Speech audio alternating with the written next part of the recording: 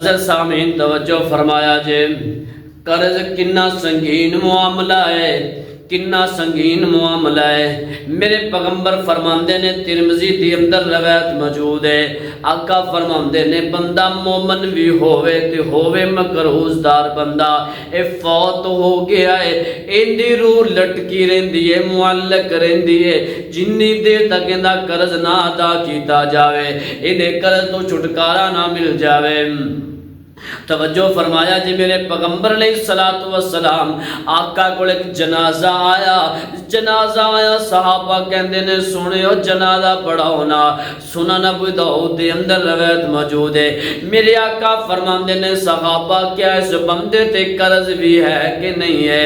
آقا نو صحابہ کہندے نے سنیا 2 دینار نے، ایندے تے 2 دینار قرض نے۔ میرے آقا فرماندے نے جڑا بندہ ضمانت اٹھائے گا اندا قرض ادا کرے گا، میں محمد پھر جنازہ پڑھاواں گا، وگرنہ تسی جنازہ پڑھ لو تے میں جنازہ نہیں پڑھاں گا۔ اے سنیو عام بندہ کوئی نہیں، ہوئے مومن تے ہوئے قرضدار بندہ، اے تے پہلا حق نا، او جنی دیر تک بندے دا قرض ادا نہ کیتا جائے گا اونی دیر تک اون دی روح معلق رہندی ہے۔ سنیں جا ترمذی دی اندر الفاظ موجود نے، میرے پیغمبر علیہ الصلوۃ والسلام فرماندے نے او جڑا بندہ قرضہ لیندا ہے، او قرضہ لیندا ہے اس انداز دی وجہ تو میں نو واپس نہیں کراں گا، میں نو واپس قرضہ نہیں دیواں گا، اس نیت دی غرض تو قرضہ لیندا ہے۔ میرے آقا فرماندے نے او بندہ دنیا دے اندر ہلاک ہو گیا، اونے ہلاکت اپنی مقدر بنا لے، او ہلاکت ان دے واسطے مقدر بن گئے۔ سنے آجے توجہ کرے آجے،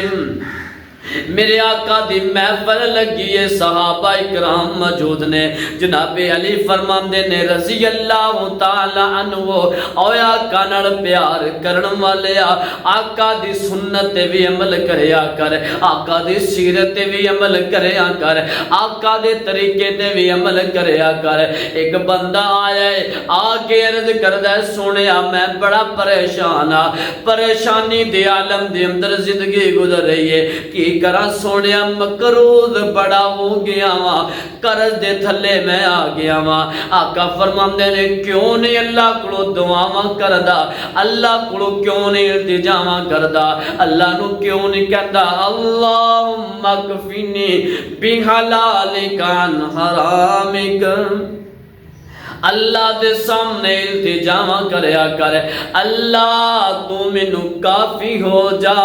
اللہ تو مینو کافی ہو جا، اللہ مینو رزق حلال عطا فرما، اللہ مینو رزق حلال عطا فرما۔ کیوں نہیں اللہ دے سامنے التجاواں کردا، دعاواں کردا، اللہ نو کیا کر اللہم اکفنی بحلالک عن حرامک، کیا کر اللہ دے سامنے اللہم اکفنی بحلالک عن حرامک واغننی بفضلک عمن سواک،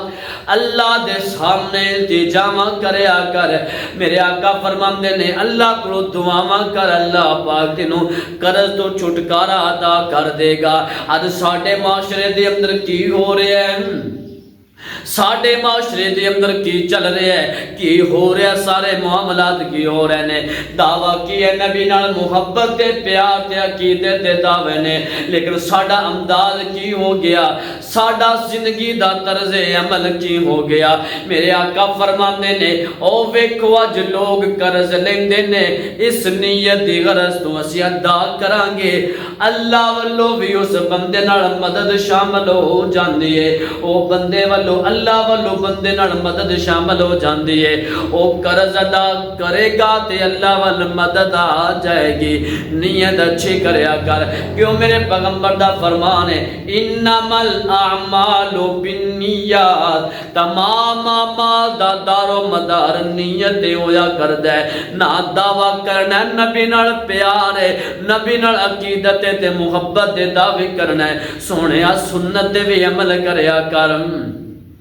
میرے آقا دے طریقے تے بھی عمل کریا کر، میرے آقا دی سنت تے بھی عمل کریا کر۔ اور میرے آقا نے فرمایا مقروض دار بندہ